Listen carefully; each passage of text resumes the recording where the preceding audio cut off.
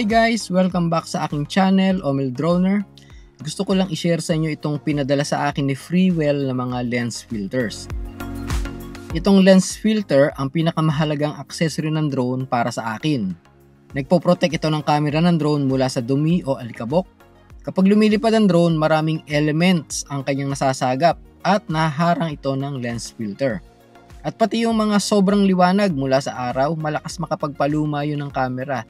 So nababawasan ang maagang pagkaluma ng camera kung gumagamit ng lens filter. At kung mabangga ang drone, wag naman sana, maaari nito maprotektahan ang camera. Dahil instead na mabasag ang main lens ng camera, yung lens filter muna ang tatama. At least, mas mura ang lens filter compared sa main lens. Kung mahilig kayo mag-accessorize ng inyong drone, lens filter ang hindi nyo dapat kalimutan dahil nakakapag-protect ito ng drone camera. Aside pa doon, mayroon talagang main purpose ang paggamit ng lens filter, depende sa klase. May ilang reviews na ako ng iba't ibang klase ng lens filter. Kung gusto nyo mapanood ay heto ang playlist na ginawa ko, nasa taas ng screen ang link, pwede nyo i-click at panoorin later. Okay, balik tayo dito. Itong lens filter na ito ay para sa DJI Air 3S. Split ND 4-pack filters at diffusion glow mist filter.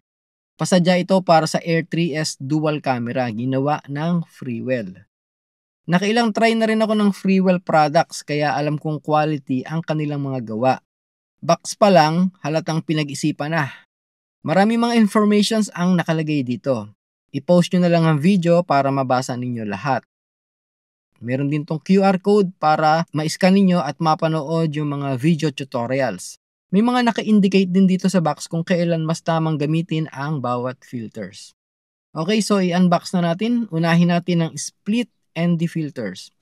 Ito ang kanyang case. Ang laki oh. May stickers at microfiber na panglinis ng lens na kasama. May warranty card. Just in case magka-problem, pwede ninyo ipaayos sa kanila. Yun nga lang, yung shipping, malamang sagot nyo. Okay, buksan na natin ang case. Meron siyang 4 pieces ng ND filters at bawat isa ay may dalawang lens na magkaiba ang number or stops. Mas mataas ang number, mas maraming stops at mas madilim. So bakit magkaibang number ang isang ND filter? According kay Freewell, dun sa video, dun sa QR code, ang dalawang camera ng Air 3S ay magkaiba ang focal length at di magkatulad ang kanilang output. Kaya dinesign nila ang kanilang filters na tugma sa camera ng drone na ito. Meaning, every time na magsuswitch ng camera from wide to mid-tele, halos same captured image quality ang makukuha. So, bawas time sa pag-setup at pag-edit. So, mas napadali na dahil sa lens filter na ito. Ito ang mga sample shots na nakunan ko gamit ang split ND filters.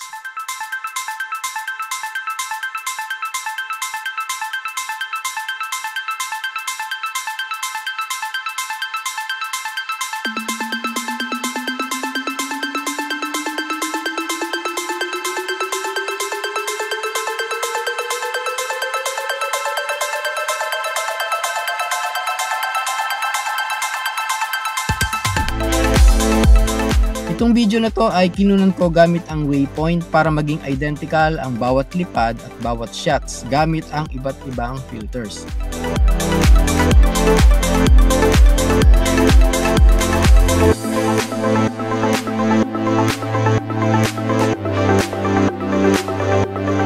Mas pansin niyo ang motion blur dun sa mas mataas na number ng lens filter.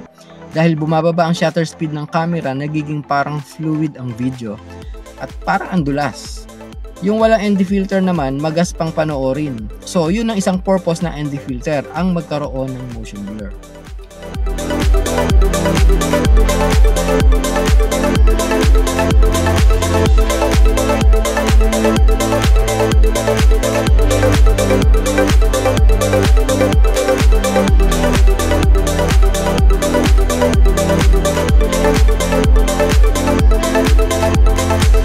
Next naman ay itong diffusion glow mist filter. Sa likod ng box ay may larawan kung ano ang kanyang features. Nagkakaroon siya ng parang hamog or fog. Unbox na natin. Meron din siyang sticker na maliit at microfiber at meron ding warranty card. Ito ang case. Buksan natin. one piece na diffuse filter ang nasa loob. So, okay to sa may mga ilaw. Try natin sa harap ng araw.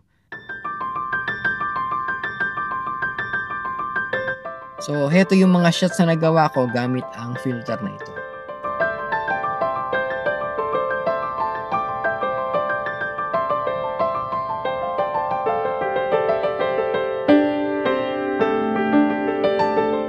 So, yung kuha pala ng diffusion glow mist filter ay para siyang nasa dreamland. Para kang nananaginip, di ba? Parang merong haze o merong fog na hindi siya hindi siya realistic. Yun ang dating ng kanyang shots.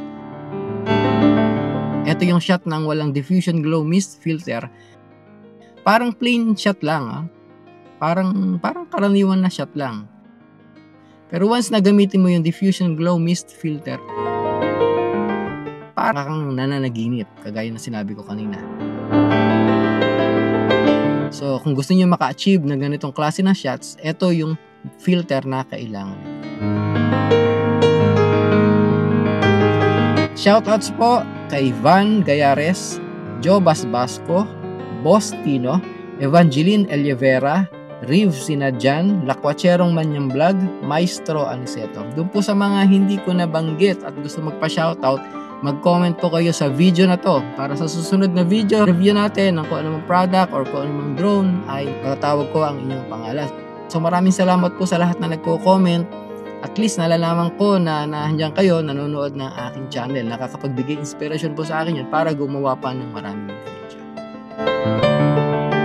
Kung may katanungan, pakilagay na lang sa comment section. Pakilike na rin po sa ating video, pakishare na rin kung hindi naman abala sa inyo. Pakisubscribe po sa mga hindi pa nakasubscribe para makatulong naman sa maliit kong channel.